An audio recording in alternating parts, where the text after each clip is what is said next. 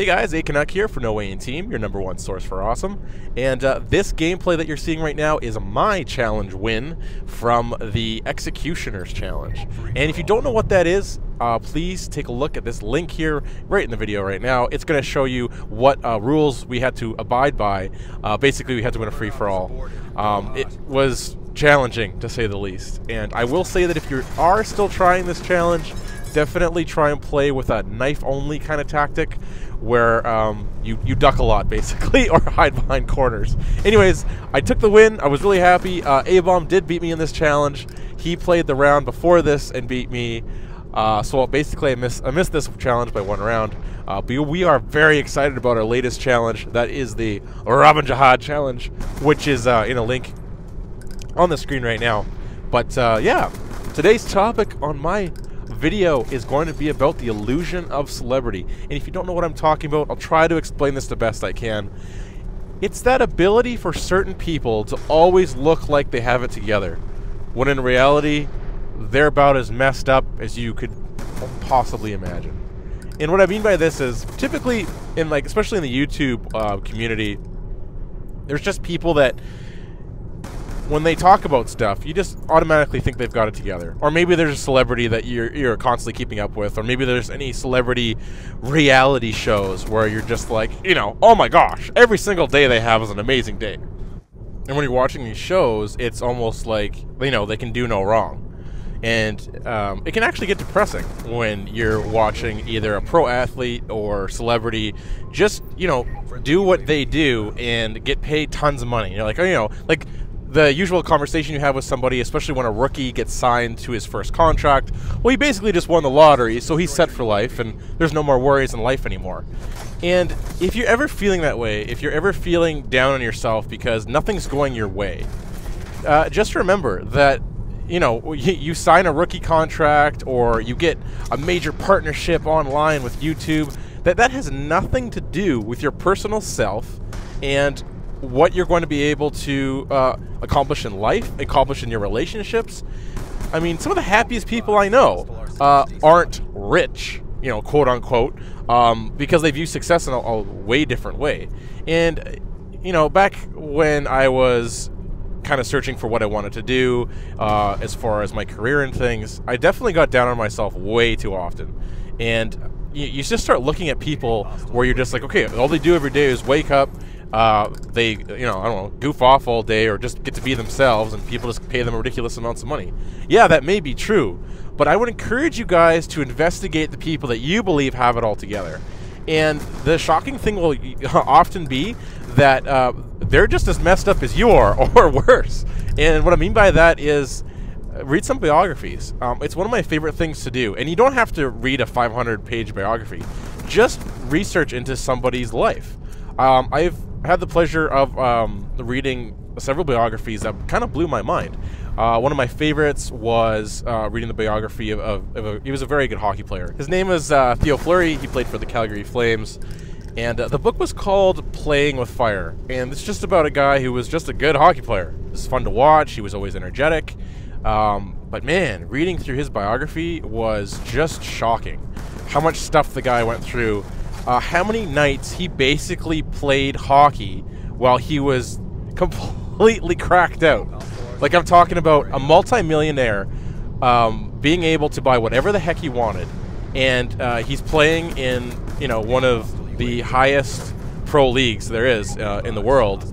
And after every hockey game, telling the fellow hockey players, look guys, I'm not going to party with you tonight. I'm just going to go crash somewhere. And literally going down to, like, under bridges and things and cracking out with drug dealers. Like, just insane stuff. There was a whole bunch of other stuff that happened to him in his life, like really tough.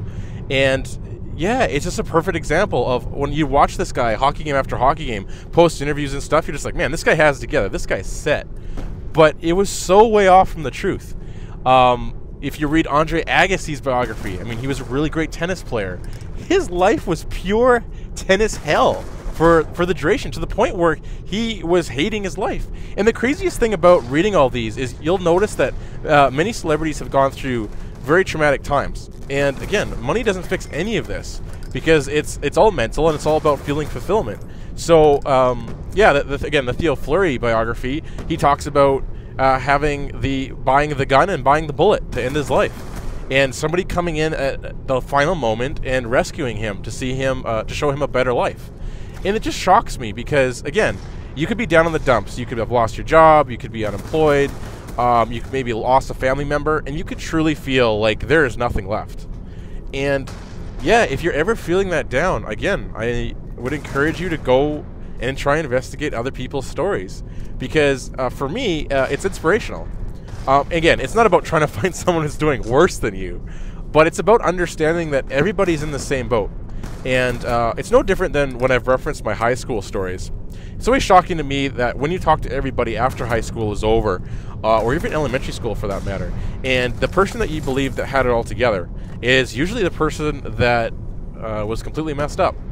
And everybody deals with it differently. So that just all kind of coincides with this illusion of celebrity. Everybody that you think has it together really doesn't have it together. And then if we all had the ability to be on our own reality show, take the best clips of us every single day of our greatest moments, you could look all put together as well. Like, I'm thinking about, you know, any celebrity reality show you watch where they're eating Cheerios in the morning. You can make that cool by putting a soundtrack behind it, and you know, making it think that, you know, like it's a dance club every single day.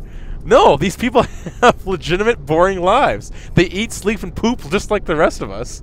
And hopefully, if you guys are wondering, you know, what's next in your life or how you can do better or be motivated, just use those pieces and hopefully this advice to understand that there's always a way to do better. So if you're enjoying the gameplay in the background here, again, I talked at the beginning of the video, but just some tactics to use if you're trying to do the Executioner challenge is to use those knifing tactics and speed. You'll notice that I have several perks on running this, and it's all about speed, but it's also about understanding spawns. There is a good reason why I did take the win on this map, and that's because when you are playing Meltdown, if you are spawning on either side of the map, you tend to know that there's 3 or 4 spawn points that are right near you. So if you spawn, like you can see me, I'm basically doing the same 2 to 3 routes every single time. I'll jump up in the window, I'll do a run around, and someone always spawns in the same place, and you can get the shot. You have to get the first shot on them in order to win this. So like that was rare, that kill right there. And when you can go on a run, you can really feel it with this Executioner, even though it's the worst gun ever designed. So yeah, really excited to move on to some other challenges. And if you guys have an idea for a challenge, or maybe you have a gameplay where you decided to go, I don't know, you name the challenge, I'd be really interested in hearing it. And if you have an idea for a challenge, we love taking COD to the next level by mixing it up, whether it's knife only, ballistic knife only. We have some plans for some pretty crazy challenges ourselves. I actually attempted one the other day. I don't know if we're going to do this because it was incredibly infuriating, but I had to move backwards only. It's funny to watch, so maybe we'll do a couple videos, but I guarantee you, pretty much guarantee you, no one's ever going to win that challenge unless you camp in a corner for long enough in order to win, because it just screws with your head. So yeah, anyways guys, with this whole thing of the illusion of celebrity, the next time you're listening to a famous YouTuber or commentator, just remember that they're about as messed up as you are. They just have a better way of displaying it. And also be careful on believing that there's nobody else in the world going through the same thing as you, because it's often not true. And make decisions for yourself. If I could give any other advice, it's to understand the decisions that you make and make them for yourself. So thanks a lot for joining me today, and I hope you enjoyed the video, and we'll catch you guys on the next one. Catch you later.